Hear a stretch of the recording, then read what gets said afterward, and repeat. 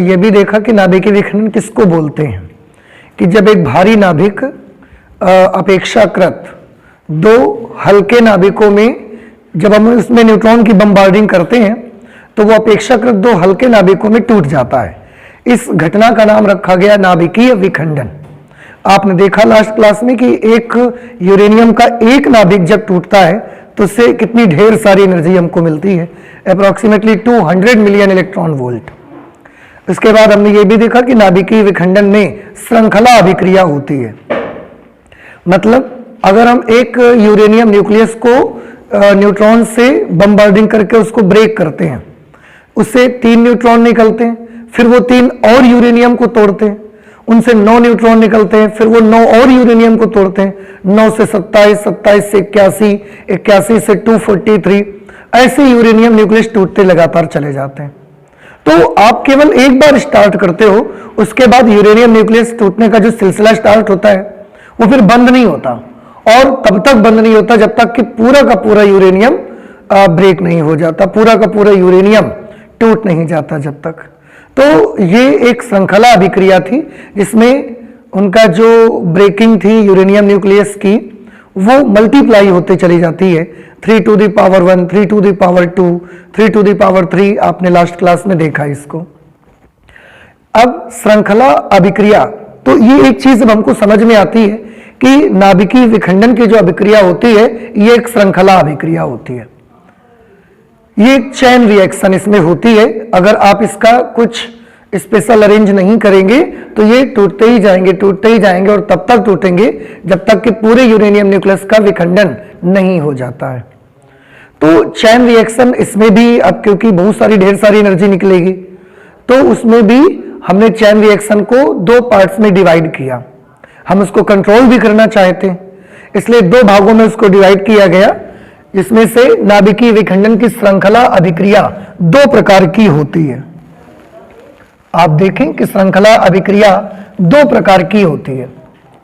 एक वो जिसे हम बोलते हैं अनियंत्रित श्रृंखला अभिक्रिया, और एक वो होती है जिसे हम बोलते हैं नियंत्रित श्रृंखला अभिक्रिया।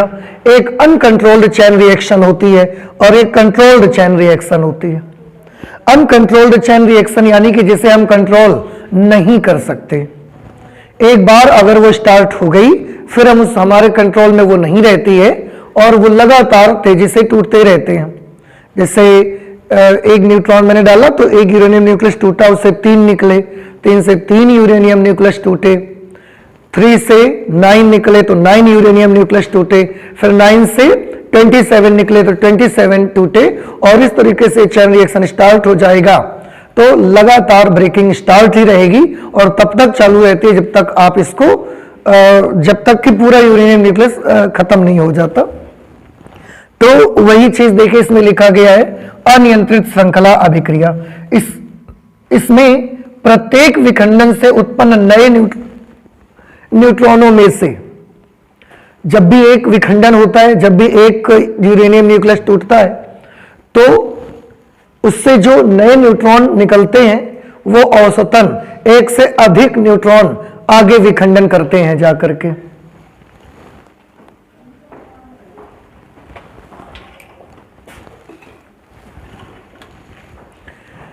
मतलब एक विखंडन हुआ, उससे जो भी नए न्यूट्रॉन निकलते हैं उनसे औसतन 1 से अधिक 2 या 3 न्यूट्रॉन निकले तो वो जो 3 न्यूट्रॉन होते हैं वो जाकर के आगे विखंडन करते हैं, वो आगे जाकर और नाभिकों को तोड़ते हैं, जिससे विखंडनों की संख्या बहुत तेजी से बढ़ जाती है। अब आप देख ही रहे मल्टीप्लाई होना शुरू हो जाते हैं लगातार। अतः यह अभिक्रिया बहुत तीव्र गति से होना स्टार्ट हो जाती है तथा कुछ क्षणों में ही संपूर्ण पदार्थ का विखंडन हो जाता है। इसमें ऊर्जा की बहुत विशाल मात्रा मुक्त होती है। अब जब ये विखंडन लगातार मल्टीप्लाई होते चले जाएंगे और एक न्यूक्लियस के टूटने से आपने लास्ट क्लास में देखा कि लगभग 200 मिलियन इलेक्ट्रॉन वोल्ट ऊर्जा निकलती है, और जब ये इतने सारे न्यूक्लियस टूटेंगे तो बहुत सारी एनर्जी निकलेगी, तो ऊर्जा की विशाल मात्रा मुक्त होती है तथा एक प्रचंड विस्फोट का रूप ले लेती है। जब इतनी सारी एनर्जी निकलेगी तो ये एनर्जी, क्योंकि आपसे कंट्रोल नहीं होगी, ये अनकंट्रोल्ड हो जाएगी, फिर आप इसको कंट्रोल नहीं कर सकते। क्योंकि इतनी सारी एनर्जी निकलेगी, इतने सारे न्यूक्लियस टूटना स्टार्ट हो जाएंगे, फिर आप इसको कंट्रोल नहीं कर सकते। तो ये एक प्रचंड विस्फोट का रूप ले लेती है और परमाणु बम में यही अभिक्रिया होती है। तो आपको हमेशा याद रखना है कि अगर नाभिकीय विखंडन की श्रृंखला अभिक्रिया अनियंत्रित हो जाएगी, अनकंट्रोल्ड हो जाएगी, फिर आप उससे कंट्रोल नहीं कर पाएंगे और वो लास्ट में जाकर एक प्रचंड विस्फोट उससे बर्स्ट होगा ही, ब्लास्ट हो जाएगा उससे, और परमाणु बम में यही वाली अभिक्रिया होती है। तो जब परमाणु बम बनाए जाते हैं तो उनमें नाभिकीय विखंडन की अनियंत्रित श्रृंखला अभिक्रिया का प्रयोग किया जाता है। उसको हम कंट्रोल करने का प्रयास ही नहीं करते, क्योंकि परमाणु बम में तो हम चाहते हैं कि विस्फोट हो, तो हम उसमें कंट्रोल करने का प्रयास ही नहीं करते, अनकंट्रोल्ड उसको हो जाने देते हैं और लास्ट में वो विस्फोट हो जाता है और ये परमाणु बम बन गया आपका। ठीक है, अच्छा। अब और अगर यही नाभिकीय विखंडन की जो श्रृंखला अभिक्रिया है, अगर आप इसको कंट्रोल में रख के रिएक्शन करते हैं कि रिएक्शन हो रही है लेकिन आपके कंट्रोल में अगर आप उसको रखते हैं, जैसे मैं आपको बताऊं कि एक नाभिक, एक न्यूट्रॉन हमने भेजा, एक न्यूट्रॉन भेजा, एक यूरेनियम न्यूक्लियस टूटा। एक यूरेनियम न्यूक्लियस टूटने के बाद उसमें से 3 न्यूट्रॉन्स निकले, तो हमने क्या कर दिया, कुछ ऐसी अरेंजमेंट कर दी। थोड़ा ध्यान से इसको सुनिएगा कि कुछ ऐसी अरेंजमेंट हमने इसकी कर दी कि एक यूरेनियम न्यूक्लियस टूटने के बाद जो 3 न्यूट्रॉन्स ऐसा निकले हैं, उनको कुछ ऐसा अरेंज किया कि या तो हमने यूरेनियम के न्यूक्लियस ही दूर दूर कर दिए। यूरेनियम न्यूक्लियस दूर दूर कर देने से क्या होगा, अब ये जो 3 न्यूट्रॉन निकले हुए हैं, ये 3 न्यूट्रॉनों में से एक न्यूट्रॉन के सामने जब यूरेनियम न्यूक्लियस दूर दूर होंगे तो संभावना ये होगी कि इनके सामने यूरेनियम न्यूक्लियस पड़ेगा भी कि नहीं पड़ेगा।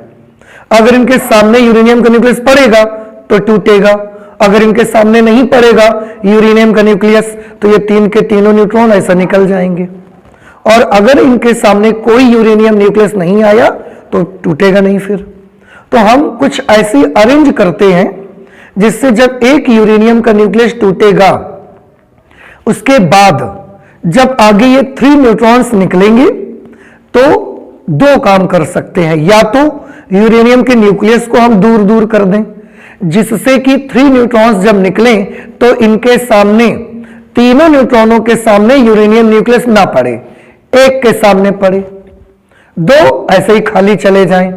फिर क्या होगा, एक नाभिक टूटेगा क्योंकि 2 न्यूट्रॉन ऐसे खाली चले गए। अब एक न्यूक्लियस टूटा, एक न्यूक्लियस टूटा, उससे फिर 3 न्यूट्रॉन्स निकले और हमने यूरेनियम को दूर दूर करके रखा। जब 3 न्यूट्रॉन निकलेंगे तो फिर उनमें से 2 खाली चले जाएंगे, एक के सामने यूरेनियम न्यूक्लियस आएगा तो वो टूटेगा, उससे फिर 3 निकलेंगे, उन 3 के सामने फिर 3 यूरेनियम न्यूक्लियस नहीं आएंगे, केवल एक के सामने यूरेनियम न्यूक्लियस आएगा। तो इस तरह से एनर्जी क्या होगी, इनका ब्लास्ट जो होगा, इनका टूटने का जो क्रम होगा ये मल्टीप्लाई नहीं होगा। हर बार विखंडन से जो 3 न्यूट्रॉन्स निकलेंगे उनमें से 2 न्यूट्रॉन ऐसे ही खाली चले जाएंगे, केवल एक न्यूट्रॉन हर बार ब्रेक करेगा जाके। तो ये अभिक्रिया कैसी हो गई, देखो मल्टीप्लाई नहीं हो रही है, मल्टीप्लाई नहीं हो रही है, प्रचंड विस्फोट नहीं हो सकता, इसलिए ये हमारे कंट्रोल में आ गई। तो इस तरह से हम उसको कंट्रोल करते हैं। या तो फिर दूसरा प्रोसेस हमारे पास ये है कि जो एक विखंडन के बाद 3 न्यूट्रॉन निकलेंगे उनमें से कुछ ऐसा अरेंज कर दे कि जो 3 न्यूट्रॉन निकलते हैं 2 न्यूट्रॉन उसमें से कोई एब्जॉर्ब कर ले, अवशोषित कर ले उससे। अब आगे केवल कितने न्यूट्रॉन जाएंगे, एक जाएगा तो एक नाभिक टूटेगा, एक नाभिक टूटेगा फिर उससे 3 निकलेंगे न्यूट्रॉन्स। वो जो 3 न्यूट्रॉन्स निकलेंगे उनमें से भी हम क्या करवा देंगे, 2 न्यूट्रॉनों को फिर एब्जॉर्ब करवा दिया हमने। अब आगे कितने पहुंच रहे हैं, फिर एक पहुंच रहा है, एक न्यूट्रॉन से फिर क्या होगा, एक न्यूक्लियस टूटेगा, वो टूटेगा तो उससे कितने न्यूट्रॉन बनेंगे, 3 बनेंगे, उनमें से फिर 2 को एब्जॉर्ब करवा देंगे। बात समझ रहे हैं ना। तो इस तरह से हम इस रिएक्शन को, ये जो न्यूक्लियर फिजन का रिएक्शन है, नाभिकीय विखंडन की अभिक्रिया है, इसको हम क्या कर सकते हैं, नियंत्रित कर सकते हैं, इसको हम अपने कंट्रोल में ले सकते हैं। देखिए वही यहां लिखा गया, नियंत्रित श्रृंखला अभिक्रिया की चैन रिएक्शन जो इसमें स्टार्ट हो जाती है, हम चाहें तो उसे कंट्रोल भी कर सकते हैं। इसमें कृत्रिम उपायों द्वारा इस प्रकार का नियंत्रण किया जाता है कि प्रत्येक विखंडन से उत्पन्न न्यूट्रॉनों में से केवल एक ही न्यूट्रॉन आगे विखंडन कर पाए। अभी बता भी रहे थे, दो को या तो हम एब्जॉर्ब करवा देते हैं या तो यूरेनियम दूर दूर कर देते हैं, जिससे दो खाली निकल जाते हैं, वो तोड़ नहीं पाते। इस प्रकार इसमें विखंडनों की दर नियत रहती है, कांस्टेंट रहती है। हर बार एक ही नाभिक टूटता है, हर बार एक ही टूटता है, हर बार एक ही टूटता है, नियत रहती है। अतः यह धीरे धीरे प्रक्रिया होती है, इसमें इसके जैसा मल्टीप्लाई नहीं होते, धीरे धीरे होती है तथा उत्पन्न हुई ऊर्जा का लाभदायक कार्यों में उपयोग किया जा सकता है। जैसे इसमें क्या हुआ, इसमें प्रचंड विस्फोट हो गया, तो जब विस्फोट हो जाएगा तो उसका लाभदायक काम तो नहीं ले पाएंगे हम उससे, लेकिन अगर वो एनर्जी हमारे कंट्रोल में होगी तो हम उसका लाभदायक कार्यों में उपयोग करेंगे, उपयोग किया जा सकता है। नाभिकीय रिएक्टर में यही अभिक्रिया होती है। देखो, तो आपको याद रखना है, अगर ये जो नाभिकीय विखंडन की श्रृंखला अभिक्रिया है, ये कितने प्रकार की होती है? दो तरह की, अनियंत्रित और नियंत्रित। अनियंत्रित श्रृंखला अभिक्रिया जो होगी उसको हम कंट्रोल नहीं कर सकते, क्योंकि उसमें नाभिकों का टूटना लगातार 3 टू द पावर में मल्टीप्लाई होता चला जाएगा और लास्ट में उससे क्या होगा? लास्ट में उससे विस्फोट ही होगा। और इसीलिए हम उस अभिक्रिया का यूज कहां करते हैं? परमाणु बम बनाने में। दूसरा, नियंत्रित श्रृंखला अभिक्रिया होगी। नियंत्रित श्रृंखला अभिक्रिया में कंट्रोल के लिए हमने आपको बताया दो प्रोसीजर हम यूज कर सकते हैं, या तो यूरेनियम के न्यूक्लियस ही दूर दूर कर देंगे हम, और या तो फिर एब्जॉर्ब वाला सिस्टम यूज करेंगे। उसमें हर बार कितने न्यूट्रॉन आगे जाके विखंडन करते हैं? एक ही न्यूट्रॉन आगे जाता है और विखंडन करता है, फिजन करता है। इसमें जो एनर्जी भी होती है वो धीरे धीरे निकलती है, और क्योंकि वो एनर्जी हमारे कंट्रोल में रहती है, इसलिए हम चाहें तो उसका अच्छे कामों के लिए प्रयोग कर सकते हैं, बिजली बनाने में यूज कर सकते हैं उसका, और किसी काम में यूज कर सकते हैं हम उसे, तो लाभदायक काम में उपयोग किया जा सकता है। और जो नाभिकीय रिएक्टर होता है, नाभिकीय रिएक्टर में यही अभिक्रिया होती है। तो आप सभी बच्चे याद रखेंगे, नाभिकीय रिएक्टर में कौन सी अभिक्रिया होती है बताइए? पहले, नाभिकीय रिएक्टर में विखंडन होता है कि संलयन होता है? विखंडन, नाभिकीय विखंडन। नाभिकीय विखंडन में कौन सी अभिक्रिया होती है रिएक्टर में? नियंत्रित श्रृंखला अभिक्रिया होती है, ठीक है। और अनियंत्रित श्रृंखला अभिक्रिया परमाणु बम में, ठीक है। अच्छा, अब ठीक है, क्योंकि हम दोनों चीज बनाना चाहते हैं। ये जो नाभिकीय विखंडन की श्रृंखला अभिक्रिया है उसमें हम अनियंत्रित वाला भी यूज करना चाहते हैं और नियंत्रित वाले का यूज भी करना चाहते हैं।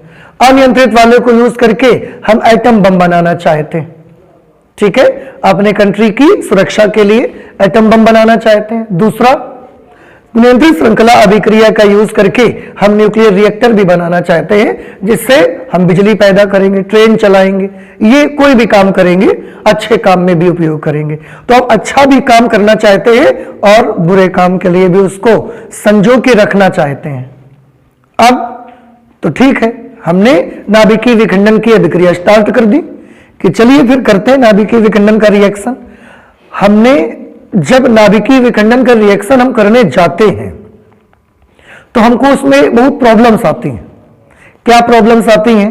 प्रॉब्लम्स ये आती हैं कि हमारे जो नेचर है, हमारे इंडिया में हमारा जो नेचर है उसमें नाभिकीय विखंडन का रिएक्शन करने के लिए हमें यूरेनियम चाहिए, और यूरेनियम में भी यूरेनियम का 235 वाला आइसोटोप चाहिए।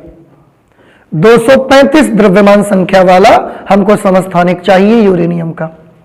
लेकिन प्रॉब्लम हमारे पास ये है कि हमारे यहां यूरेनियम 235 मिलता ही नहीं है। चैन रिएक्शन हम कराना तो बहुत चाहते हैं, लेकिन हमारे यहां चैन रिएक्शन ही नहीं हो पाती है। क्यों? क्योंकि हमारे यहां पर यूरेनियम 235 का आइसोटोप ही बहुत कम मिलता है। एक तो ये जो मिलता है, पहली बात तो ये अयस्क के रूप में मिलता है, जैसे बॉक्साइट का अयस्क एल्यूमिनियम निकालते हैं आप बॉक्साइट से, तो ऐसे ही यूरेनियम भी हमको अयस्क की फॉर्म में मिलता है, ओर की फॉर्म में मिलता है। तो उसका अगर इतना बड़ा ढेर मिलता है तो इतने बड़े ढेर में से बहुत कम यूरेनियम के न्यूक्लियस होते हैं। अगर आप 1000 टन और लाते हैं यूरेनियम का, 1000 टन, तो उसमें कुछ ग्राम यूरेनियम केवल आपको मिलेगा, फ्यू ग्राम्स बस। इतना कम मात्रा में हमारे यहां यूरेनियम मिलता है हमको, तो ये एक बहुत बड़ी प्रॉब्लम है। इसीलिए अगला आर्टिकल हमने बनाया हुआ है कि श्रृंखला अभिक्रिया में कठिनाइयां। ये जो चैन रिएक्शन, देखो इतनी सारी जब बातें पढ़ी तो हमें बड़ा अच्छा लगा कि हम न्यूक्लियर रिएक्शंस का यूज अच्छे कामों में भी कर सकते हैं और बुरे कामों में भी कर सकते हैं। तो हमने सोचा कि चलो करते, लेकिन हमने जब रिएक्शन स्टार्ट करने के लिए सारा सेटअप लगाया, रिएक्ट वगैरह बनाए, सारा कुछ भट्ठी अट्ठी बना डाली हमने। इसके बाद जब हम अभिक्रिया कराने गए तब हमको पता चला कि इतनी सारी प्रॉब्लम्स का हमको फेस करना पड़ता है। देखो पहली प्रॉब्लम क्या लिखी है हमने, प्रकृति में यूरेनियम का पर्याप्त मात्रा में ना मिलना। ये हमारी पहली प्रॉब्लम है। हमारे नेचर में हमको यूरेनियम का 238 वाला आइसोटोप बहुत मिलता है। हमारे नेचर में हमें द्रव्यमान संख्या 238 वाला यूरेनियम बहुत मिलता है, लेकिन उसको हम विस्फोट नहीं करा पाते, उसका विखंडन हम नहीं करा पाते। तो अब यूरेनियम हमको कौन सा चाहिए, यूरेनियम 235 चाहिए। हमारे नेचर में हमको मिलता कौन सा है, यूरेनियम 238 मिलता है। यूरेनियम 238 को विखंडन कराना हमें आता नहीं। बात समझ रहे हैं? तो ये कितनी बड़ी प्रॉब्लम है, देखिए कि मिलता कौन है, फिर से बताइए। हमारे नेचर में सबसे ज्यादा मिलता कौन है, U238 मिलता ज्यादा है, लेकिन इसका विखंडन कराना, इसका फिजन कराना हमको नहीं आता। हमें क्या मिले तो विखंडन करा सकते हैं, यूरेनियम 235 मिले तो विखंडन करा सकते हैं, लेकिन यूरेनियम 235 हमारे नेचर में हमको मिलता नहीं उतना ज्यादा। तो ये एक हमारे लिए बहुत बड़ी प्रॉब्लम है कि जिसका विखंडन हमको कराना आता है उसका विखंडन वो हमको मिलता नहीं है, और जिसका हमको विखंडन कराना नहीं आता वो हमको बहुत सारा मिलता है हमारे नेचर में। तो ये एक बड़ी प्रॉब्लम हमारे सामने आती है कि हमारा जो नेचर है उसमें हमें जो एक रेगुलर यूरेनियम है, रेगुलर यूरेनियम हम बोलते हैं यूरेनियम 238 को, ये रेगुलर यूरेनियम हमको बहुत मिलता है, पर इसको हमको विखंडन नहीं कराना आता। हमको यूरेनियम 235 चाहिए, वो मिलता नहीं हमको। तो पहली प्रॉब्लम तो हमारे पास ये है कि हमारे नेचर में यूरेनियम का पर्याप्त मात्रा में ना मिलना, ये हमारी पहली प्रॉब्लम है।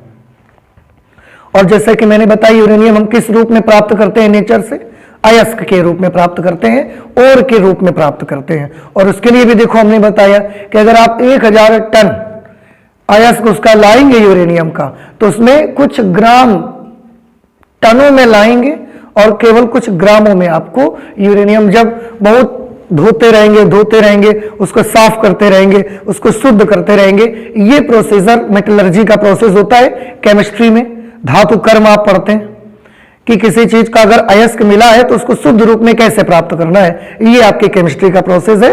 तो वो प्रक्रिया कर करके उसके कुछ ग्राम से निकाल पाते हैं हम लोग। दूसरा प्रॉब्लम हमारे पास क्या है, जो ये भी प्रॉब्लम है, इसकी वजह से भी नाभिकीय विखंडन, अगर हमें यूरेनियम मिल भी जाए, अगर यूरेनियम हमको मिल भी गया बहुत सारा, तो दूसरी प्रॉब्लम हमारे पास ये है कि यूरेनियम से उत्सर्जित न्यूट्रॉनों की गति का बहुत अधिक होना।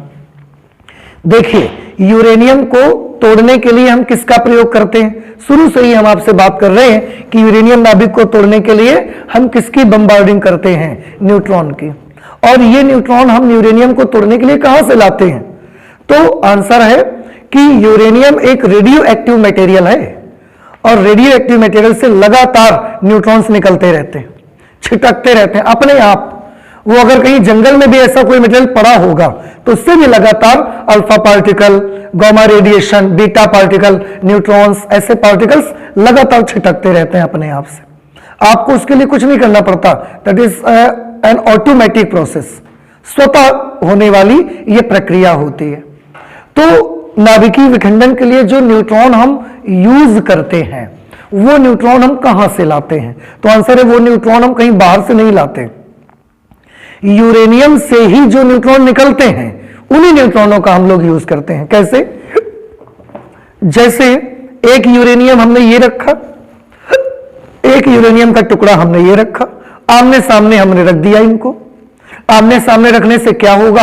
आमने सामने रखने से ये होगा, इससे लगातार न्यूट्रॉन छिटक रहे हैं और इस वाले टुकड़े से भी लगातार न्यूट्रॉन्स छिटक रहे हैं, बाहर निकल रहे हैं। अब जब हम इनको ऐसा नजदीक आमने सामने रख देंगे तो जो इससे न्यूट्रॉन्स निकलेंगे वो इसके नाभिकों को ब्रेक करेंगे और जो इसके न्यूट्रॉन निकलेंगे वो इसमें टकराएंगे आके और इसके नाभिक को तोड़ेंगे। ये कुछ बात समझ में आई? तो यूरेनियम न्यूक्लियस को तोड़ने के लिए हमें क्या चाहिए? आंसर है न्यूट्रॉन्स चाहिए। वो न्यूट्रॉन्स हम कहां से लाते हैं? तो वो न्यूट्रॉन हम कहीं बाहर से नहीं लाते, वो न्यूट्रॉन हम यूरेनियम में से निकलने वाले ही न्यूट्रॉनों का यूज करते हैं। कि अगर ऐसे टुकड़ों को आमने सामने रखेंगे तो हर एक टुकड़े से न्यूट्रॉन निकलेंगे और वो इसके नाभिकों को तोड़ेंगे और इससे जो न्यूट्रॉन्स निकलेंगे वो इसके नाभिकों को तोड़ेंगे। लेकिन उनमें प्रॉब्लम ये होता है कि जो न्यूट्रॉन यूरेनियम से निकलते हैं उनकी स्पीड बहुत ज्यादा होती है, बहुत ज्यादा स्पीड होती है, बहुत तेज गति करते हैं वो। उनके पास बहुत ज्यादा एनर्जी होती है, उनके पास बहुत स्पीड होती है और इतनी ज्यादा स्पीड होती है कि वो यूरेनियम न्यूक्लियस को तोड़ नहीं पाते। अब ये थोड़ा सा आपको अजीब लगेगा कि स्पीड ज्यादा होने से भी यूरेनियम न्यूक्लियस नहीं टूटता, ऐसे कैसे हो जाता है? ऐसा ही सही है कि जब स्पीड ज्यादा होगी तो यूरेनियम न्यूक्लियस नहीं टूटेगा। देखिए इसके मेरे पास कुछ एग्जाम्पल है, मैं आपको वो एग्जाम्पल करके दिखाता हूं, आप थोड़ा ध्यान से सुनिएगा। आप सभी ने कभी ना कभी कैरम बोर्ड तो खेला ही है और अगर कैरम बोर्ड खेला है तो उस कैरम बोर्ड में आपने ऐसे गोटियां भी जमाई होंगी, एक के ऊपर गोटियां जमाई है कभी? और ये कैरम बोर्ड का सरफेस, ऐसे सब गोटियां ऐसा सीधी खड़ी हुई है यहां पे, इस तरीके से पूरी की पूरी बिल्डिंग ये सीधी खड़ी हुई है। यहां से आप स्ट्राइकर मारते हैं, यहां से स्ट्राइकर को ऐसा हिट करते हैं। जब आप स्ट्राइकर को हिट करते हैं और बहुत जोर से मारते हैं स्ट्राइकर को, आप सोचिए क्या होता है। जब आप बहुत जोर से हिट करते हैं तो वो स्ट्राइकर जाता है, नीचे वाली गोटी को मारता है और नीचे वाली गोटी को निकाल देता है और हम देखते हैं पूरी की पूरी बिल्डिंग फिर वैसे ही खड़ी है। क्या आप तोड़ पाए बिल्डिंग को? आप नहीं तोड़ पाए। कब नहीं टूटा? जब स्ट्राइकर की स्पीड बहुत ज्यादा है तो आप तोड़ नहीं पाए हैं बिल्डिंग को। क्यों? क्योंकि स्ट्राइकर आएगा, नीचे वाली गोटी को हिट करेगा और अपने साथ उसको भी निकाल के ले जाएगा। हम देखते हैं ये बिल्डिंग फिर वैसे ही खड़ी हो गई, तोड़ नहीं पाए। अगर इस बिल्डिंग को तोड़ना है, गोटियों को गिराना है, आपको इस ढेर को ब्रेक करना है, तो आप जानते हो आपको क्या करना पड़ेगा? आपको स्पीड कम करनी पड़ेगी। कितनी स्पीड कम करनी पड़ेगी? इतनी कम करनी पड़ेगी कि जब हम यहां से स्ट्राइकर को मारेंगे तो वो स्ट्राइकर ऐसे जाए और जाके इस गोटियों के बीच में आधा घुसे और रुक जाए, ऐसा। बस यहां से स्ट्राइकर हमने मारा, ये आधा अंदर तक गया, आधी गोटी को बाहर निकाला और आधे के बाद जाके इसकी एनर्जी खत्म हो गई। जैसे ही आधी दूर तक ये अंदर गया, इसकी एनर्जी खत्म हो गई और यही अटक गया ये। अब जब अटक जाएगा तो क्या होगा सोचिए। अब ये अटक जाएगा तो ये ऐसा हो गया और ये ऐसा नीचे तक। अब क्या होगा कि ये बिल्डिंग या गोटियां ये सब टेढ़ी हो जाएंगी और टेढ़ी होंगी तो गिरेंगी ही। समझ में आया? तो कैरम बोर्ड में अगर एक के ऊपर एक गोटियां आप रखते हैं तो उनको अगर स्ट्राइकर को बहुत तेजी से हिट करते हैं तो आप उस बिल्डिंग को नहीं गिरा सकते। लेकिन अगर आप धीरे से मारते हैं, और वो भी कितना धीरे से मारना है बताइए? इतना धीरे से मारना है कि स्ट्राइकर जाए और गोटियों के बीच में जाके निकल मत जाए और यहां जाके अटक जाए। अटक जाएगा तो फिर ये टेढ़ी हो जाएगी गोटियां, और टेढ़ी हो जाएंगी तो ढेर गिर जाएगा, टूट जाएगा। बात समझ में आई? ये चीज तो ये हमको चाहिए। ऐसा ही जब अगर जैसे हमने शुरू में एक एग्जांपल आपको दिया था, ये यूरेनियम का न्यूक्लियस है और यहां से न्यूट्रॉन को हम हिट करते हैं। अगर बड़ी तेजी से न्यूट्रॉन यहां से जाएगा, ये यूरेनियम का न्यूक्लियस है, और अगर न्यूट्रॉन बड़ी तेजी से जाएगा तो ये क्या होगा? यहां से जाएगा और ऐसे जैसे ये यूरेनियम के सब न्यूक्लियस ऐसे हैं, तो जब न्यूट्रॉन ऐसे आएगा तो ये सब पार्टिकल न्यूट्रॉन को जाने के लिए क्या देंगे, जगह देंगे। ऐसे जगह दिया, न्यूट्रॉन अंदर चला गया, ये फिर से वापस अपनी जगह पर आ गए। अंदर वालों ने जगह दिया, न्यूट्रॉन आगे बढ़ गया, फिर वो वापस आ गए। ऐसा करते करते न्यूट्रॉन क्या हो जाएगा, न्यूट्रॉन ऐसा करते करते पार हो जाएगा, अगर बड़ी तेज स्पीड में देंगे। हम क्या चाहते हैं कि न्यूट्रॉन जाए और इसके बीच में जाके अटक जाए, सीधे बीच में जाके अटकेगा तो इसका साइज बड़ा हो जाएगा, और बड़ा हो जाएगा तो टूटेगा ही। जैसे एक एग्जांपल मैं और आपको बताता हूं, बड़ा साधारण सा उदाहरण है। एक जगह है जैसे थोड़ी सी, उस जगह पर केवल 10 लोगों के खड़े होने की जगह है, केवल 10 लोग, 11 लोग उसमें नहीं आ सकते। समझ रहे हैं मेरी बात? एक ऐसे जगह बनी हुई है और उसमें जब बहुत सट के खड़े होते हैं तो केवल 10 लोग ही खड़े हो सकते हैं, इससे ज्यादा लोग खड़े नहीं हो सकते, और 10 लोग वहां खड़े, इससे ज्यादा लोग अगर वहां पर आ जाएंगे तो वो ढेर क्या हो जाएगा, टूटेगा।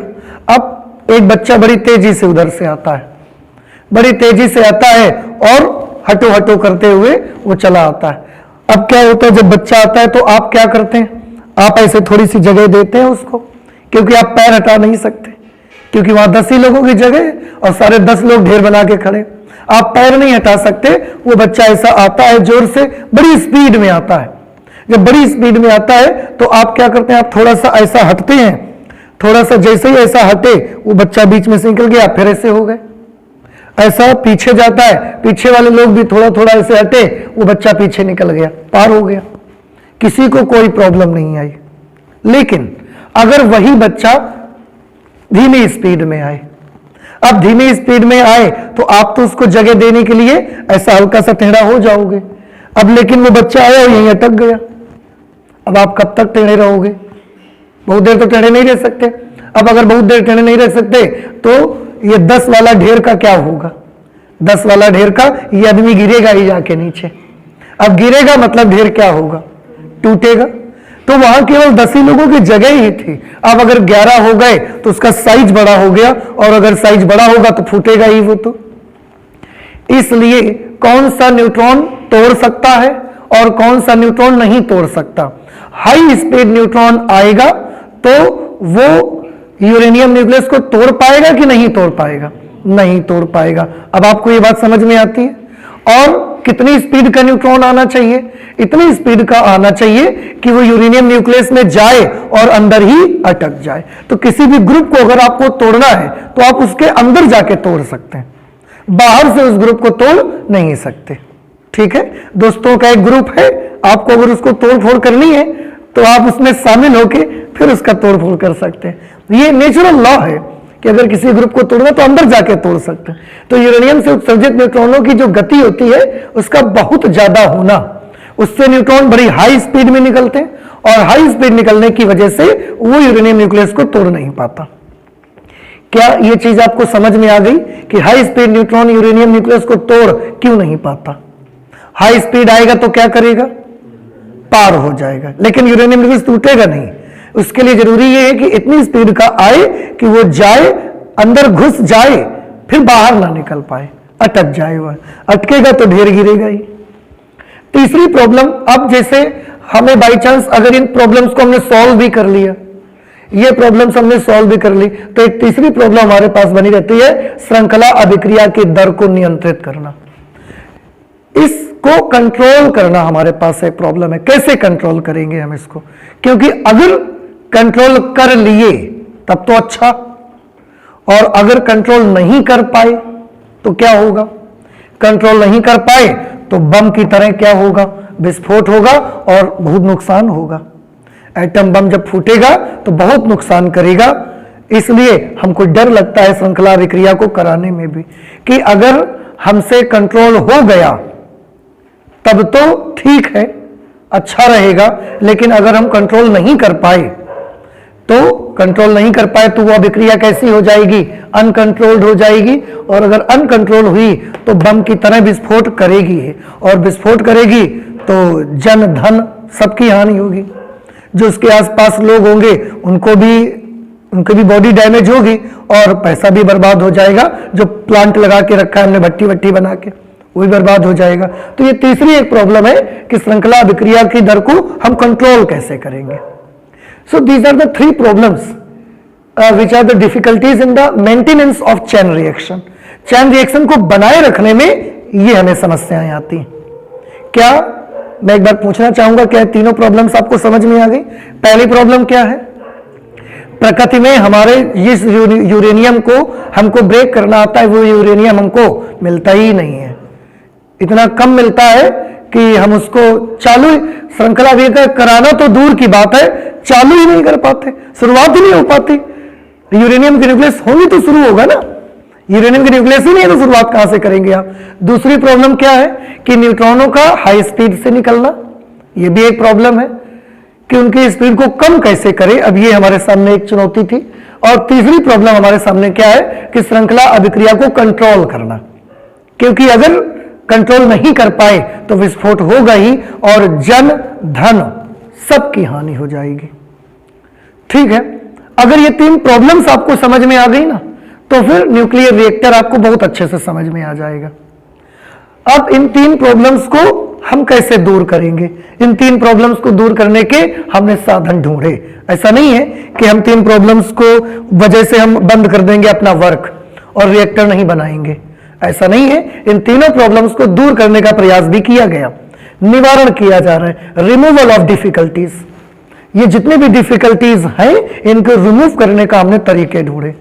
कैसे तरीके ढूंढे? अब वन बाय वन उन्हें समझिए, दीज आर वेरी इंटरेस्टिंग। सबसे पहली प्रॉब्लम हमारी क्या थी कि हमारे नेचर में यूरेनियम 235 हमको मिलता ही नहीं है, और अगर मिलता भी है तो उसमें हमने देखा कि अगर 1000 टन के आसपास आप लो तो कुछ ग्राम केवल मिलेगा। तो ठीक है, हम केमिस्ट्री से बोलेंगे तो वो क्या करेगी, उसको मेटलर्जी करेगी और उसका यूरेनियम 235 निकालेगी।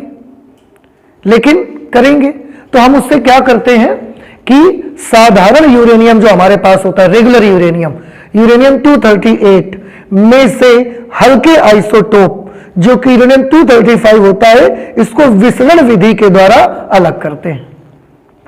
हमें जो ओर मिलता है हम उसको साफ करते जाते हैं, धोते जाते हैं। जो भी केमिस्ट्री का प्रोसीजर होता है वो हमारी फिजिक्स से बाहर है, इसलिए उसका जिक्र हम नहीं करेंगे।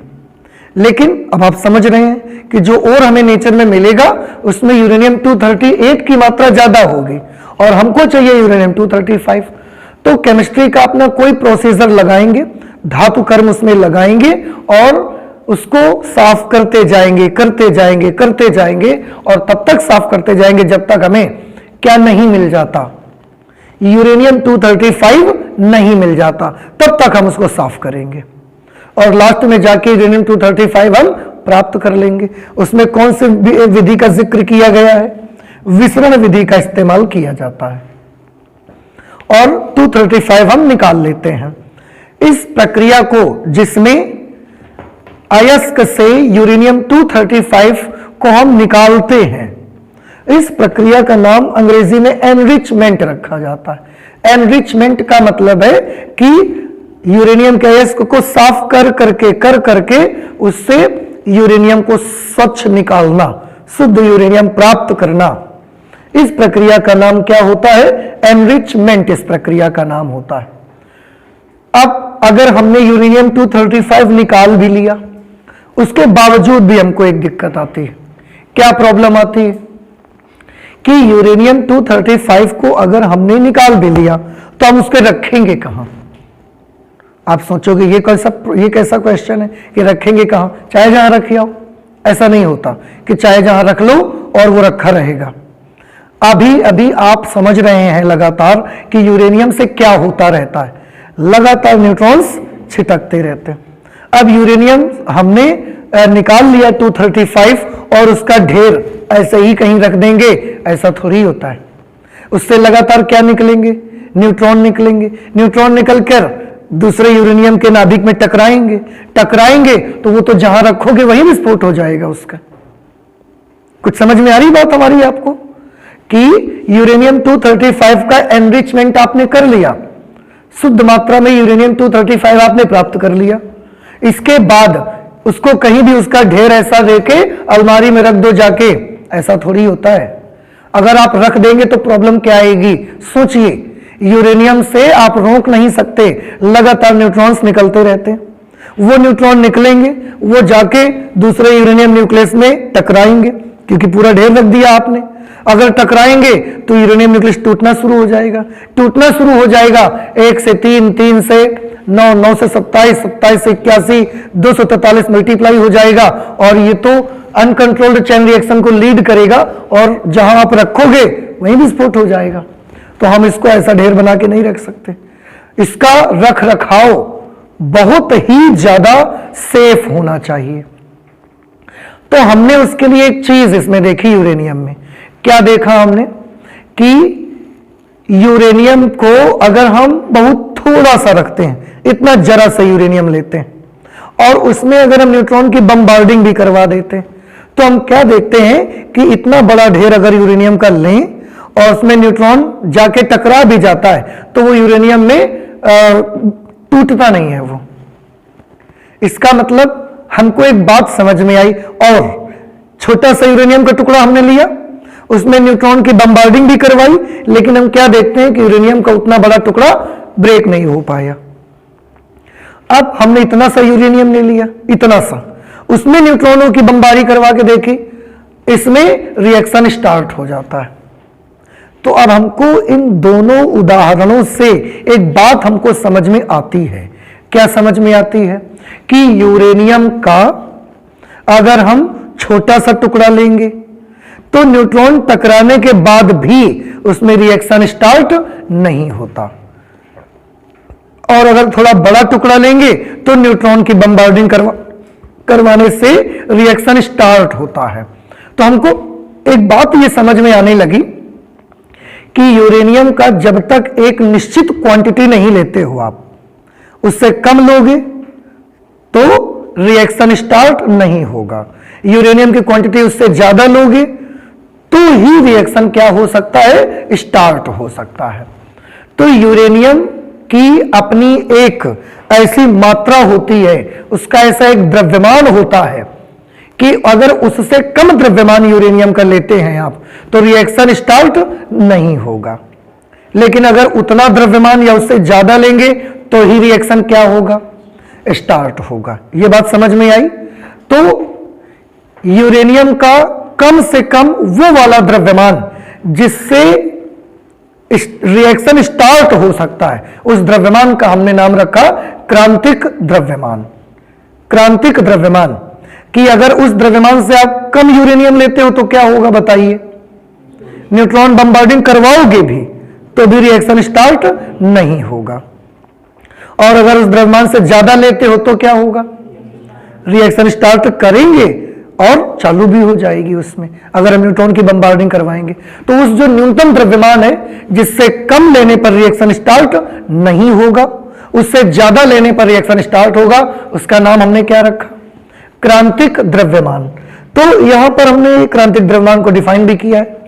विखंडनीय पदार्थ का क्रांतिक द्रव्यमान वह न्यूनतम द्रव्यमान होता है, वो मिनिमम द्रव्यमान होता है जो पदार्थ में श्रृंखला अभिक्रिया बनाए रखने के लिए जरूरी होता है।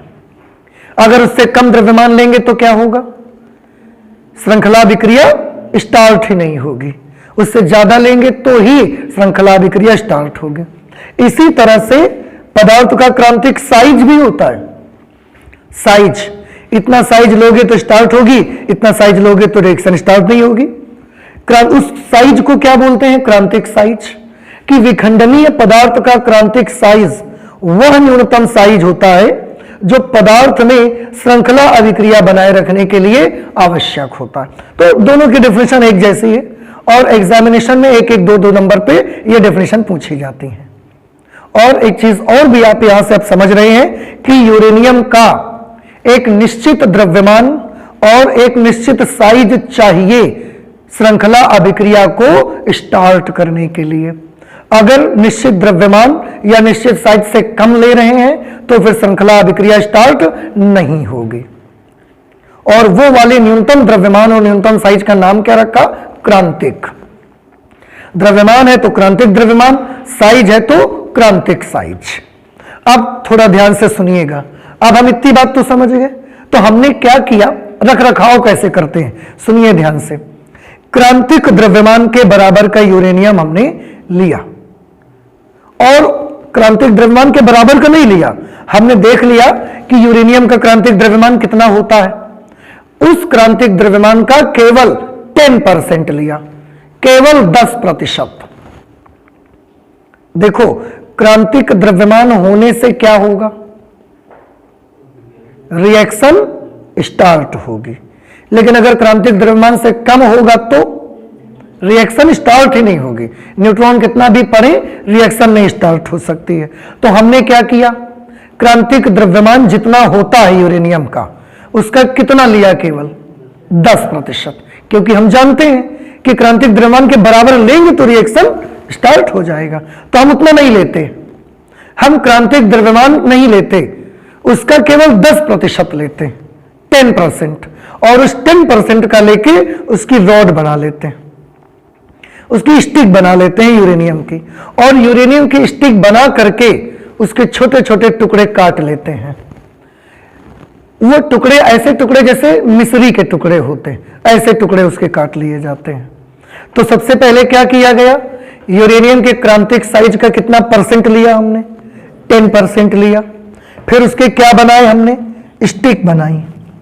स्टिक बनाने के बाद उनके क्या कर लिए हमने, उन स्टिक के टुकड़े कर लिए, और वो टुकड़े कैसे टुकड़े, जैसे मिश्री के टुकड़े होते हैं। फिर उन टुकड़ों को क्या किया, अब देखिए वो टुकड़े तो 10% के हैं ना, तो अगर उनको एक जगह रख भी देंगे ढेर बना के, तो क्या ये विस्फोट हो सकता है, नहीं हो सकेगा। विस्फोट कितने में होता है, क्रांतिक द्रव्यमान में, और आपने क्रांतिक द्रव्यमान का केवल कितना लिया है, 10%, बहुत कम होगा। 90% छोड़ दिया है आपने, तो वो तो बहुत कम मात्रा है, तो उतने से विस्फोट नहीं हो सकता। उसकी हमने क्या बना ली, स्टिक बना ली। स्टिक बना के क्या किए, उसके छोटे छोटे टुकड़े काट दिए। कैसे टुकड़े, जैसे मिश्री के टुकड़े। ये वाले टुकड़े क्या बोले जाएंगे, इनका नाम रखते हैं बिलेट्स। इनका नाम क्या रखा जाता है, बिलेट्स कहते हैं इन्हें। और इन टुकड़ों को अब कहां रखेंगे, तो इन टुकड़ों को हम रखेंगे, एल्यूमिनियम की एक नली लाएंगे, ट्यूब। एल्यूमिनियम की ट्यूब में इनको हम डाल देते हैं, डाल के ढक्कन लगा दिया, बंद कर दिया। तो एल्यूमिनियम की एक ट्यूब में यूरेनियम का क्या पड़े हैं, बिलेट्स पड़े हुए हैं। देखिए मैं आपको थोड़ा सा इसकी प्रोसेस बताता हूं। सबसे पहले क्या करना है, सबसे पहले यूरेनियम का जो क्रिटिकल मास है, क्रिटिकल मास का केवल कितना लेना है, 10% लेना है। 10% लेने के बाद उसका क्या बनाना है बताइए, वेरी गुड, उसकी यूरेनियम स्टिक बनानी है।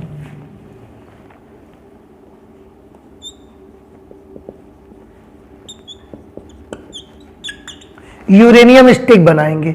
यूरेनियम स्टिक बनाने के बाद क्या करेंगे, उसके टुकड़े कर देंगे।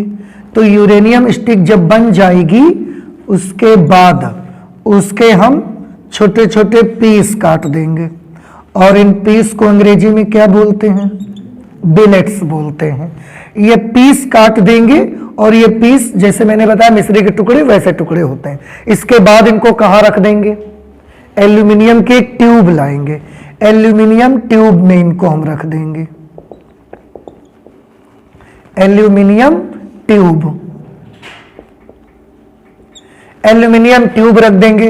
और सिर्फ यहीं से काम खत्म नहीं करेंगे, एल्यूमिनियम ट्यूब के ऊपर, जो एल्यूमिनियम ट्यूब में रखेंगे, उस ट्यूब के ऊपर हम लेड को रैप कर देंगे, यानी कि लेड लपेट देंगे। क्यों, लेड क्या करता है, लेड न्यूट्रॉनों को अवशोषित करता है। कि अभी भी जो ये 10% पड़ा हुआ है, इससे भी कम न्यूट्रॉन निकलेंगे, लेकिन निकलेंगे तो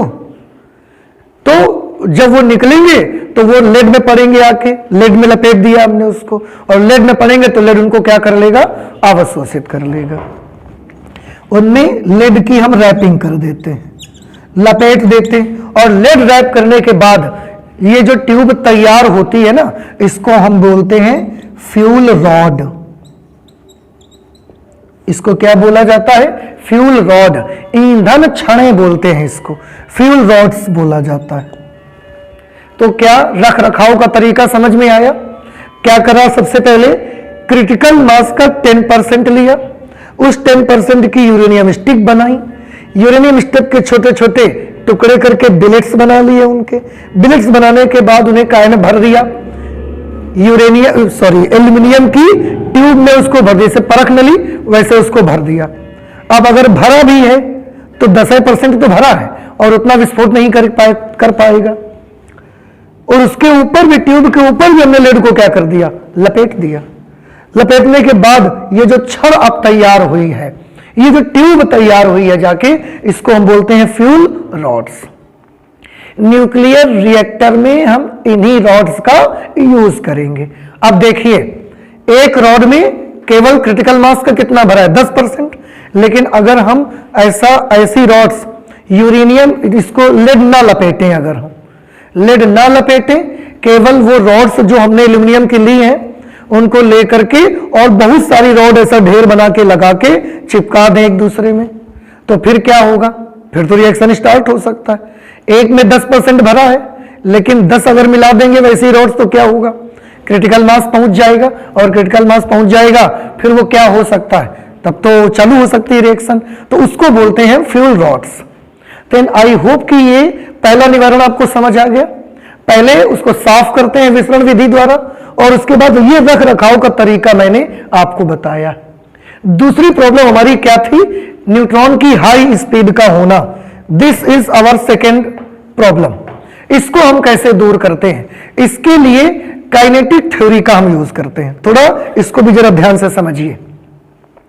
काइनेटिक थ्योरी में आप एक सिद्धांत पढ़ा है, संघट्ट पढ़ा था आपने क्लास 11th में। संघट्ट का प्रिंसिपल आपने पढ़ा है, कैलकुलेशन किया था और बहुत सारी बातें उसमें सीखी थी। उसमें आपने संघट्ट में एक चीज सीखा हुआ था कि अगर दो बराबर द्रव्यमान के पार्टिकल, दो बराबर द्रव्यमान के पिंड एक दूसरे से अगर टकराते हैं तो उनके वेग परस्पर बदल जाते हैं। शायद याद हो अगर आपको, क्लास 11th में कोलिजन में, संघट्ट में यह चीज आपको बताई गई है कि दो बराबर द्रव्यमान के अगर हम पिंड लें और वो पिंड जब एक दूसरे से ऐसा टकराते हैं तो उनके वेग परस्पर बदल जाया करते हैं। बदल जाया करते हैं का क्या मतलब है? बदल जाते हैं का मतलब ये है कि अगर ये वाला पिंड आ रहा है, बॉडी आ रही है 100 की स्पीड से और ये आ रही है 2 की स्पीड से, इसकी स्पीड कितनी है? 100, इसकी स्पीड कितनी है? केवल 2, और दोनों का मास बराबर है। और जब ये टकराएंगे आपस में तो ये 100 से आया तो 100 स्पीड इसकी हो जाएगी और 2 स्पीड इसकी हो जाएगी। तो अब ये 2 स्पीड से चलेगा पर ये 100 की स्पीड से भागेगा। अगर आपको थोड़ा सा भी याद आया हो, क्लास 11th में संघट्ट में ये आपने पढ़ा था। तो कब ऐसा होता है कि वेलोसिटी एक्सचेंज हो जाती है? बताइए। जब पिंडों के द्रव्यमान बराबर होते हैं, और अगर उनकी टक्कर करवा दें तो उनकी वेलोसिटीज, उनकी स्पीड्स आपस में एक्सचेंज हो जाएंगे। ये प्रिंसिपल आपको याद आ गया। अब इसी बात का उपयोग हम न्यूट्रॉनों की स्पीड को कम करने के लिए करेंगे। हमने देखा कि न्यूट्रॉन का द्रव्यमान लगभग ड्यूट्रॉन के द्रव्यमान के बराबर होता है। ड्यूट्रॉन आपको कहां मिलता है? ड्यूटेरियम में मिलेगा, वाटर में मिलेगा। पानी में क्या होता है? पानी में हाइड्रोजन होती है, और उस हाइड्रोजन में कुछ मात्रा 1H2 की भी होती है, और 1H2 ही तो क्या है? ड्यूट्रॉन, ड्यूटेरियम जिसको आप बोलते हैं। समझ आ रहे हैं आपको? देखो, थोड़ा इसको ध्यान से समझने की जरूरत है। मैंने बोला वाटर लीजिए, वाटर में क्या है? हाइड्रोजन है। हाइड्रोजन के समस्थानिकों में एक समस्थानिक 1H2 होता है जिसको ड्यूटेरियम बोला जाता है, और जिसको हम हैवी हाइड्रोजन भी कहते हैं, भारी हाइड्रोजन। तो अगर हम ऐसा वाटर लें, ऐसा पानी लें जो कि हाइड्रोजन के कौन से समस्थानिक से बना हो? ड्यूटेरियम से बना हो, ड्यूट्रॉन से बना हो, तो उसमें क्या होंगे? ड्यूटेरियम के पार्टिकल भरे होंगे उसमें। तो हमने ऐसा वाटर लिया जिस वाटर में 1H2 वाला जो एटम है वो ज्यादा मात्रा में है, और उसका द्रव्यमान लगभग किसके द्रव्यमान के बराबर है? लगभग न्यूट्रॉन के, और उसमें जाकर के ये हमने फ्यूल रॉड्स डाल दी। अब थोड़ा ध्यान से देखिएगा, वाटर है, वाटर में कौन है? न्यूट्रॉन्स है। उसी में हमने जाके ये फ्यूल रॉड्स ऐसे डाल दी। अगर डाल दी तो इनसे क्या निकलेंगे? न्यूट्रॉन निकलेंगे। और वाटर के अंदर कौन है? न्यूट्रॉन है, जिसे आप भारी जल कहते हो, हैवी वाटर बोलते हो ना, वो वाला वाटर हमको लेना है। फिर से ये फ्यूल रॉड्स हमने डाल दी, इनसे कौन निकलेंगे बताइए? न्यूट्रॉन निकलेंगे। और हैवी वाटर में कौन है? न्यूट्रॉन। जब इनसे न्यूट्रॉन निकलेंगे और हैवी वाटर में है न्यूट्रॉन, ये निकलेंगे तो इनकी कभी ना कभी तो टक्कर होगी ही। जब एक ही जगह दोनों रहेंगे तो टक्कर तो स्वाभाविक है, होगी। अब टक्कर होगी तो जो इससे न्यूट्रॉन निकलेंगे उनकी स्पीड कैसी है? बहुत तेज है। और वाटर में जो न्यूट्रॉन है उनके पास उनकी अपनी थर्मल स्पीड है, हीट की वजह से ही जो स्पीड है बस वही वाली स्पीड है उनके पास, तो बहुत धीमे चलते हैं। अब यूरेनियम की फ्यूल रॉड्स से निकले न्यूट्रॉन हाई स्पीड, और वाटर में कौन है? न्यूट्रॉन। उनकी हो गई टक्कर। टक्कर हो गई क्योंकि उनके मास लगभग बराबर हैं, इसलिए दोनों के स्पीड क्या हो जाएगी? एक्सचेंज हो जाएगी। तो जो न्यूट्रॉन की स्पीड होगी वो किसको मिल जाएगी? न्यूट्रॉन को। और न्यूट्रॉन की स्पीड किसको मिल जाएगी? न्यूट्रॉन को। तो न्यूट्रॉन की स्पीड क्या हो जाएगी? बढ़ जाएगी। और न्यूट्रॉन की स्पीड क्या हो जाएगी? इसको वो स्पीड मिल गई जो न्यूट्रॉन की थी, और न्यूट्रॉन की स्पीड कैसी थी? धीमी, तो न्यूट्रॉन धीमा पड़ जाएगा। नहीं समझ में बात आई? तो ये प्रोसेस हम यूज करते हैं। और उसके लिए हम जो ये पानी हमने यूज किया, भारी जल, हैवी वाटर, ऐसा नहीं कि केवल हैवी वाटर ही ये काम कर सकता है। कोई भी मटेरियल अगर ये काम कर दे, न्यूट्रॉन की स्पीड को धीमा कर दे, उसको हम नाम क्या रख देंगे? मंदक। तो हमने सेकंड पॉइंट में क्या लिखा है? मंदकों के उपयोग से न्यूट्रॉन का वेग कम करके उसे ऊष्मीय न्यूट्रॉन में परिवर्तित कर लेते हैं। देखिए इस बात को थोड़ा सा, एक लाइन को अच्छे से समझो। न्यूट्रॉन कैसा था? हाई स्पीड न्यूट्रॉन था। और न्यूट्रॉन के पास उसकी कौन सी स्पीड थी? धीमी। न्यूट्रॉन के पास जो भी स्पीड थी उस स्पीड को हम बोलते हैं थर्मल स्पीड। क्यों? क्योंकि वो उसमें जो हीट है उसी की वजह से है केवल, और तो उसकी कोई वजह नहीं है। तो न्यूट्रॉन वाली स्पीड का नाम क्या है? Thermal speed. न्यूट्रॉन वाली स्पीड का नाम क्या है? High speed. दोनों टकराए तो हाई स्पीड किसको मिल गई? न्यूट्रॉन को। और थर्मल स्पीड किसको मिल गई? न्यूट्रॉन को। तो अब इस न्यूट्रॉन का नाम बदल गया। पहले ये कौन सा न्यूट्रॉन था? High speed neutron. अब जब इसको वेलोसिटी किसकी मिल गई? थर्मल वाली, तो इसका नाम क्या हो गया? Thermal neutron. थर्मल न्यूट्रॉन मतलब ऊष्मीय न्यूट्रॉन। लेकिन ऊष्मीय न्यूट्रॉन हो गया, इसका मतलब ये बहुत गर्म है, ऐसा नहीं है। इसकी स्पीड धीमी हो चुकी है, क्योंकि इसे वो वाली स्पीड मिल गई है जो न्यूट्रॉन के पास थर्मल स्पीड थी, वो वाली स्पीड इसको मिल गई है। इस वजह से इस न्यूट्रॉन ने अपना नाम बदल लिया, या हमने इसका नाम क्या रख दिया? Thermal neutron. तो अब बताएं, रेगुलर न्यूट्रॉन और थर्मल न्यूट्रॉन में क्या फर्क है? रेगुलर न्यूट्रॉन की स्पीड बहुत ज्यादा होती है और थर्मल न्यूट्रॉन की स्पीड वेरी गुड। ये चीज आपको मैं बताना चाहता था। तो ऊष्मीय न्यूट्रॉन जब कहेंगे तो आप क्या समझ जाएंगे बताइए? धीमी स्पीड वाला न्यूट्रॉन है, वो गर्म है, इसका ये मतलब नहीं है, उसकी स्पीड कम हो गई है। और अब ये ऊष्मीय न्यूट्रॉन यूरेनियम के नाभिक को तोड़ने में सक्षम होता है, जैसे गोटियां तोड़ दी थी हमने स्ट्राइकर से। अब इसकी स्पीड इतनी होती है कि न्यूक्लियस में जाएगा और जाके वहीं पर अटक जाएगा, अब निकलने नहीं पाएगा, वो तो टूटेगा ही, जाहिर सी बात है। तो ये सेकंड पॉइंट आपको समझ आया? पहला निवारण समझ में आया था। सेकंड, न्यूट्रॉन की स्पीड कैसे कम करेंगे? मंदक का उपयोग करेंगे। मंदक से हाई स्पीड न्यूट्रॉन टकराएगा और उसकी स्पीड धीमी पड़ जाएगी। नाम क्या हो जाएगा उसका? ऊष्मीय न्यूट्रॉन, थर्मल न्यूट्रॉन। ऊष्मीय न्यूट्रॉन नाम होने का क्या मतलब? क्या बहुत गर्म होगा? स्पीड की वजह से, क्योंकि इसको न्यूट्रॉन की थर्मल स्पीड मिल गई है केवल इस मारे। तीसरी प्रॉब्लम हमारी क्या थी? श्रृंखला अभिक्रिया की दर को नियंत्रित करना। तो तीसरी प्रॉब्लम हम कैसे दूर करेंगे?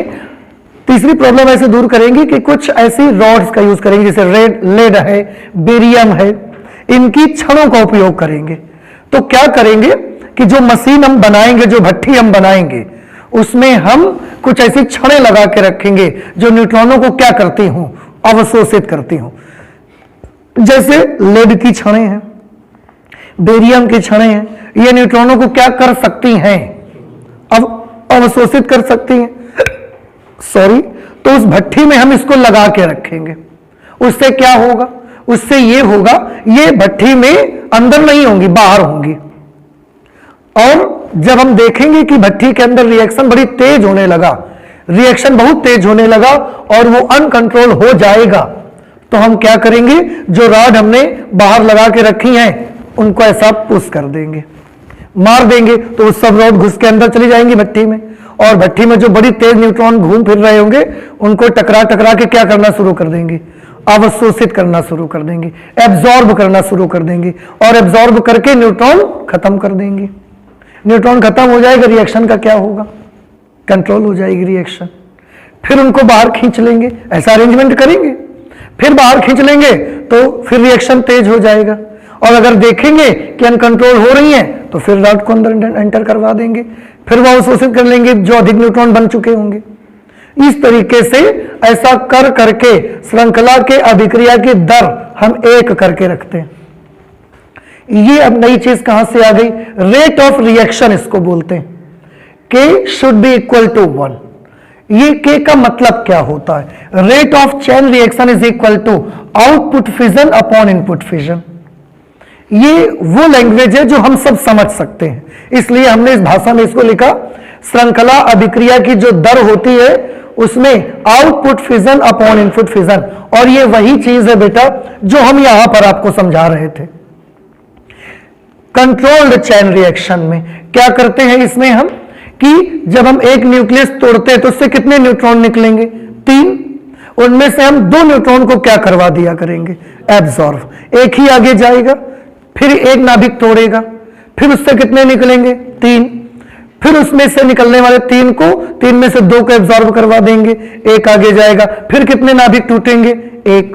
तो हर बार जाने वाली न्यूट्रॉन कितने, 1, टकराने वाले, और उनसे निकलते तो 3 हैं, लेकिन क्या 3 आगे तोड़ते हैं, कितने तोड़ते हैं, 1। तो जितने एक न्यूट्रॉन यहां तोड़ा, आगे भी एक न्यूट्रॉन तोड़ेगा, आगे भी एक ही तोड़ेगा, आगे भी एक ही तोड़ेगा, तो ये रिएक्शन कांस्टेंट बना रहेगा, कभी इंक्रीज नहीं होगा ये रिएक्शन। अगर इंक्रीज नहीं होगा तो K की वैल्यू कितनी बनी रहेगी, 1। आप खुद सोचिए, हर बार एक न्यूट्रॉन जाता है, एक न्यूक्लियस तोड़ देता है, फिर निकलते तो 3 हैं, लेकिन 2 को हम एब्जॉर्ब करवा देते हैं, आगे कितने बढ़ते हैं, फिर एक ही न्यूक्लियस टूटता है, तो ये हर बार रेट ऑफ रिएक्शन कितना बना रहेगा, 1। इसलिए output fission upon input fission, ये कभी रेट बढ़ता नहीं है। तो श्रृंखला अभिक्रिया की दर हम K बराबर 1 कर लेते हैं, और उसमें output fission upon input fission. एक चीज मैं और बताऊं, ये जो अनियंत्रित श्रृंखला अभिक्रिया होती है इसके लिए K की वैल्यू 1 से ज्यादा होती है, 1 से ज्यादा होती है, तभी तो एक जाता है, 3 बनते, फिर 3 तोड़ते हैं, लगातार इंक्रीज होते जाता है। नियंत्रित श्रृंखला अभिक्रिया के लिए K की वैल्यू 1 होती है, और अगर कोई अभिक्रिया ऐसी हो गई जिसके लिए K का मान 1 से कम हो गया, 1 से कम, तो फिर वो श्रृंखला अभिक्रिया थोड़ी देर बाद क्या हो जाएगी, बंद हो जाएगी। भाई देखो ना, आप कंट्रोल में है तो लगातार K की वैल्यू कितनी है, 1। अनकंट्रोल्ड हो गई तो 1 से ज्यादा, और अगर आपने ज्यादा ही कुछ कंट्रोल करके K का मान 1 से भी कम कर लिया तो फिर वो धीरे धीरे जाके रिएक्शन बंद हो जाएगी। पहले एक टूटा, 100 न्यूक्लियस टूटे, 100 न्यूक्लियस टूटे, उनसे निकलने वाले न्यूट्रॉन 300 निकले, 300 में से हमने आगे केवल 50 को ही जाने दिया। 50 न्यूक्लियस टूटे, पहले 100 टूटे थे, अब 50 टूटे, 50 में से 150 निकले, 150 में से आगे हमने 20 को ही जाने दिया केवल, बाकी सबको एब्जॉर्ब करवा दिया। तो अब 20 टूटेंगे, 20 टूटेंगे, 60 निकलेंगे, 60 में से हम केवल आगे 10 को ही जाने देंगे। अब 10 टूटेंगे, केवल 30 निकले, तो इसमें से हम 5 ही को जाने देंगे आगे, बाकी एब्जॉर्ब करवा देंगे। 5 में से 5 जाएंगे तो 15 निकलेंगे, 15 में से हम 2 ही को आगे जाने देंगे, बाकी एब्जॉर्ब करवा देंगे। तो ये लगातार रिएक्शन क्या हो रहा है, देखो कम होते जा रहे हैं, और ऐसे रिएक्शन का के कैसा होता है, 1 से भी कम हो जाता है और कुछ देर के बाद वो रिएक्शन बंद हो जाएगा, जिसको हम कहते हैं कि भट्ठी बंद हो गई। तो ये न्यूक्लियर जो श्रृंखला अभिक्रिया 2 प्रकार की थी, और श्रृंखला अभिक्रिया को कराने में क्या क्या डिफिकल्टीज आती हैं और उनको हम रिमूव कैसे करते हैं। दोनों बातें अलग अलग आपको समझ में आ गई। अगर ये दोनों बातें आपको अलग अलग समझ में आ गई हैं, देन यू शुड श्योर कि आपको न्यूक्लियर रिएक्टर बड़ी आसानी से समझ में आ जाएगा। तो आज हम लोग फिजिक्स में इतना रखेंगे, इसको आप अच्छे से पढ़िए, देखिए, समझिए, प्रैक्टिस करिए, और जब आप नेक्स्ट क्लास में आएंगे तो न्यूक्लियर रिएक्टर अब हम आपको पढ़ाने के लिए हम लोग तैयार हैं। तो न्यूक्लियर रिएक्टर हम पढ़ सकते हैं, ठीक है, वो पढ़ेंगे हम लोग नेक्स्ट क्लास में। Okay, thank you.